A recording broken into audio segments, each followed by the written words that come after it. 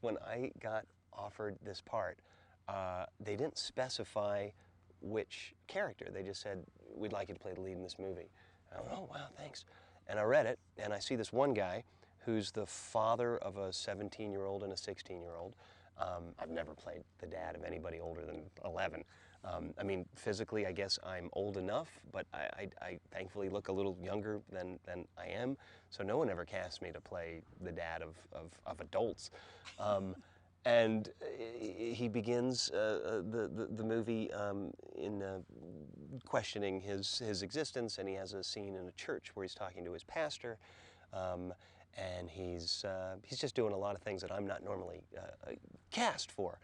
And then I continue reading, and there's this funny Jewish cowboy from New York, and I went, oh, okay, so they want me to play the funny Jewish cowboy. I'm a little too young to play that, but I guess I'm a little closer in related to that character than I would be to this father character. I don't really know how to ride horses, but it's a movie. We'll fake it.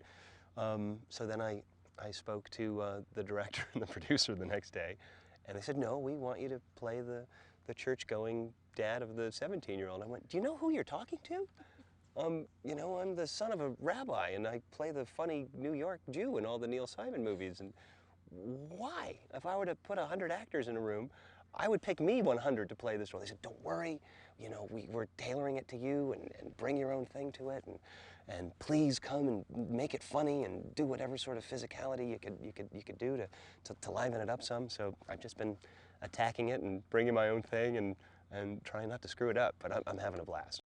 Lindsay Godfrey is an angel. This girl is a saint and a remarkable human being, and what she's gone through and the joy that she brings to every moment of her life is so inspiring.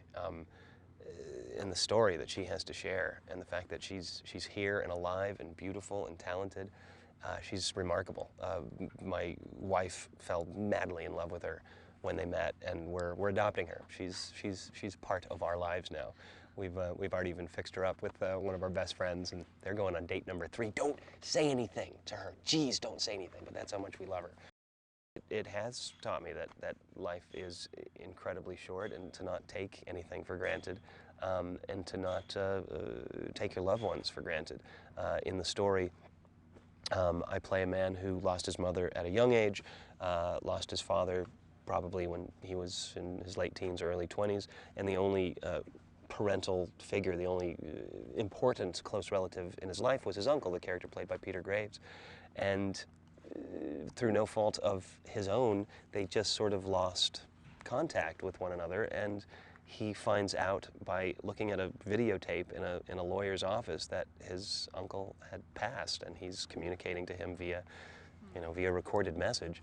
And it's just terrifying that it just goes so fast. We're out in the woods every day. The first 2 weeks of filming we shot in this magnificent scenery in the Lake Tahoe area. In Lake Tahoe in a little mountain town called Kybers, which is so small there's only one actual place of business. It's a little mom and pop, market, and they have a sign on it that says, now entering Kybers, and on the same sign below that it says, now leaving Kybers. That's how small the town was. And now we're on top of the Angeles Crest Forest. Up and up and up and up. But my God, it's magnificent, and we're riding horses and rediscovering, God's country. It's fantastic. You know, it really is, I think, for me, it's really been a determination to really wait for the best material I can find. Once or twice, I've honored agents' requests or advisors' requests to, quote, work. And when I don't love what I'm doing, I look at the work and I see a deer in the headlights. I just am embarrassed.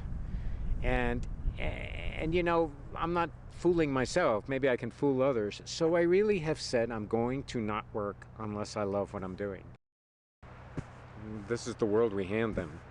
So it seems obscene sometimes that people are so preoccupied with their portfolios that they lose sight of their own children. If you're in a factory and you're polluting the river behind the factory because you need to keep the portfolio successful, you still ultimately have to turn that same river over to your children. So at what point do you say the portfolio has less priority than the world I give my children? And I have 3, and they're all committed to the environment. One is mountain climbing in Peru at the moment, the other's in Africa, and one is in Rome, and they're around the world, and they're a different generation. They're aware that in essence, to some degree, we have created enormous damage, and they want to resolve these issues and make it a better place. So every time we make a film that just shows the inherent beauty of the environment we live in, we're doing something good without a message, ultimately. When we celebrate the beauty of the land, I think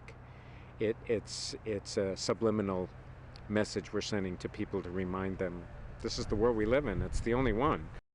What we did was create an aspect of the story that involves a bacterial infection amongst horses called strangles, which is contagious and very often means that horses have to be moved from a contaminated area to an area that is not contaminated, where they can be medicated, normally with antibiotics. That creates one of the dramatic tensions in the story. We had the fortune of working outside of Placerville at an organization called the Grace Foundation. And the Grace Foundation is one of those places that really manned by volunteers and really devoted and caring people who take care of horses that are found abused or neglected. And as we hit economic difficult times, now they're finding more and more animals are coming in. People can't afford to care for their animals. And so there's this group of loving people who have taken horses sometimes near death, and they give them this sort of utopia, this place to exist where they roam and are fed carefully and cared for. And they live this great life after having, endured terrible hardship. Well, there are 2 elements. One is you want to be sure you're dealing with what are called movie horses, because they're used to clapboards and booms and large lights being moved. Horses that aren't movie trained tend to be very nervous around those things. And the other thing is you want a horse that makes you look good. I mean, horses can make you look good or they can make you look terrible. So you're always looking for the horse that makes you look good. I am a cancer survivor.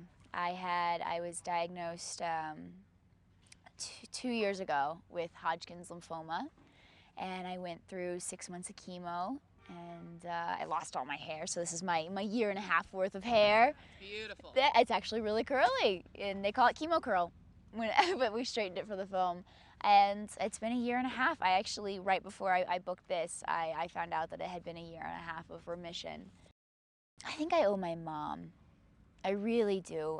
My mom, I don't know if I could have gone through the chemo and gotten through that, let alone this business, because I moved here by myself when I was 15, and they kind of stayed back. And she's honestly the most positive, happy person I've ever met in my entire life, and anytime that I start to feel negative, I can call her, and she just, even through the phone, she just gives out this vibe and this energy that you can just feel, and you're like, oh, thank God, My dream now is just to continue what I'm doing, and I have no need to be out in magazines or anything like that. I don't want any of that. I just want to people to enjoy what I do, and say that I did a good job. That's about it. I just want, respect as an actor. You really learn what's important to you in life, and just love is the most important thing to me. Love for my family, love for my friends, and love for myself, and just happiness. You really learn to make yourself happy, and then just kind of live for your happiness and what's important to you.